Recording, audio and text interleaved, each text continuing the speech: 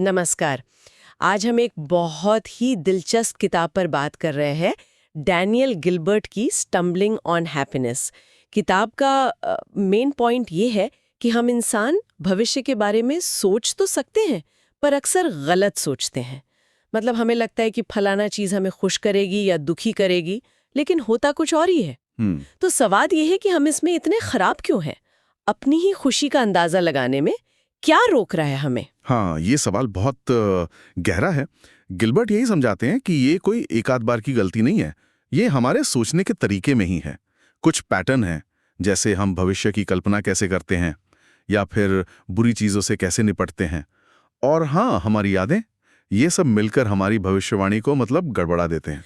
अच्छा, तो सबसे पहले ये कल्पना वाली बात, हमारा दिमाग कैसे सोचता है भविष्य के बारे में, यहीं से शुरू होती है गड़बड़। बिल्कुल। एक बड़ी वजह है जिसे गिलबर्ट कहते हैं रियलिज्म और प्रेजेंटिज्म। हाँ। मतलब जब हम भविष्य सोचते हैं ना, तो दिमाग जो खाली जगह होती है उसे आज के अनुभव से भर देता है। हम्म। हम मान लेते हैं कि भविष्य में भी वैसा ही लगेगा जैसा अभी लग रहा है, हम्म। और जरूरी डिटेल्स अक्सर छूट जाती हैं। जैसे जैसे अगर अभी पेट एकदम भरा हुआ है, तो ये सोचना मुश्किल है कि भाई 2 घंटे बाद कितनी जोर की भूख लग सकती है। हाँ हाँ, बिल्कुल सही।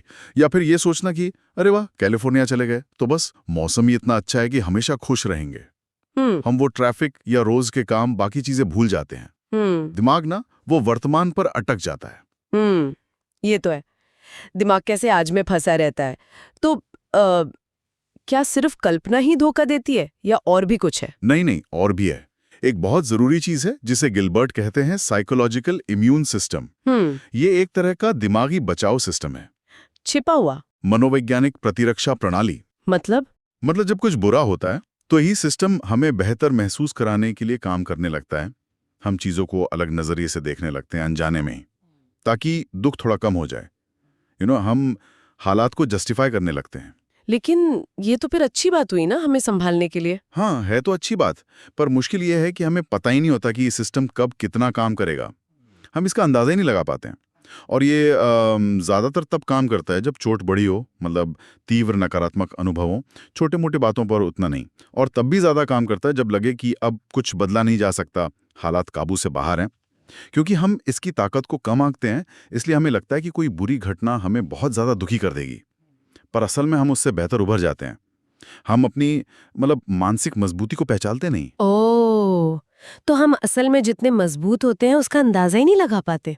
अच्छा, लेकिन अनुभव से तो सीखते होंगे ना, वो मदद नहीं करता। मजे की बात यह है कि अनुभव भी उतना सीधा सीधा मददगार नहीं है जितना हम सोचते हैं।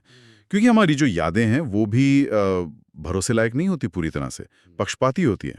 यादें? वो कैसे? हम किसी अनुभव को पूरा याद नहीं रखते। हम उसके सबसे तीव्र पल को, मतलब पीक को, और उसके अंत को ज्यादा याद रखते हैं। इसे पीक एंड रूल कहते हैं। जैसे वो ठंडे पानी वाला एक प्रयोग था। जिन लोगों ने हाथ ज्यादा देर पानी में रखा पर आखिरी में पानी थोड़ा कम ठंडा था, उन्हें वो कम दर्दनाक लगा। जबकि जिन्होंने कम देर हाथ रखा पर पानी लगातार बहुत ठंडा था, उन्हें वो ज्यादा बुरा याद रहा। सोचिए। बाप रे, ये तो कमाल है। मतलब हमारी कल्पना में कमी है, एक अनदेखा इम्यून सिस्टम है, और यादें भी धोखा दे जाती हैं। क्या इसमें हमारी संस्कृति या समाज का भी कोई रोल है? हाँ, बिल्कुल है। समाज हमें कुछ चीज़ें सिखाता है, कुछ मान्यताएं देता है कि देखो, पैसा खुशी लाता है या बच्चे होने से खुशी मिलती है। और ये विचार इसलिए फैलते हैं क्योंकि कहीं ना कहीं ये समाज को चलाने में मदद करते हैं। भले वो हर एक इंसान की खुशी की गारंटी ना हो। जैसे पैसे वाली बात है। हाँ, एक हद तक पैसा ज़रूरी है, खुशी देता है, बुनियादी ज़रूरतें पूरी हों। पर उसके बाद और पैसा आने से खुशी उसी रफ्तार से नहीं बढ़ती। वो घटता सीमांत उपयोगिता वाली बात है। लेकिन पैसा बराबर खुशी वाला आइडिया चलता रहता है। तो मतलब सार ये है कि भविष्य में हम कैसा महसूस करेंगे, इसका अंदाजा लगाने में हम सिस्टमैटिकली, मतलब एक तरह से लगातार ही चूक जाते हैं। हमारी कल्पना आज में उलझी है, हमारा इम्यून सिस्टम चुपचाप काम करता है जिसका हमें पता नहीं, और यादें तो खैर अपनी कहानी कहती हैं। बिल्कुल। इसलिए गिलबर्ट कहते हैं हम खुशी पर स्टम्बल करते हैं, मतलब ठोकर खाकर पाते हैं, योजना बनाकर नहीं। ये नाम बहुत सोच समझ कर रखा गया है। तो ये सब समझने के बाद एक बड़ा सवाल उठता है मन में। अगर हम अपनी भविष्य की भावनाओं के इतने खराब भविष्यवक्ता हैं, तो फिर जिंदगी के बड़े फैसले कैसे करें? शादी, करियर, कहाँ रहना है, ये सब। हाँ, ये बहुत ज़रूरी सवाल है। शायद शायद एक तरीका ये हो सकता है कि हम अपनी कल्पना पर कम भरोसा करें और इसके बजाय उन लोगों को देखें जिन्होंने वो फैसला लिया है जो हम लेने की सोच रहे हैं। उनके वास्तविक अनुभवों से सीखें, जानें कि उन्हें सच में कैसा महसूस हुआ। हम सब सोचते तो हैं कि हम बहुत अलग हैं, यूनिक हैं, पर शायद दूसरों के अनुभव हमारे लिए ज़्यादा उपयोगी हों। सोचने वाली बात है ये।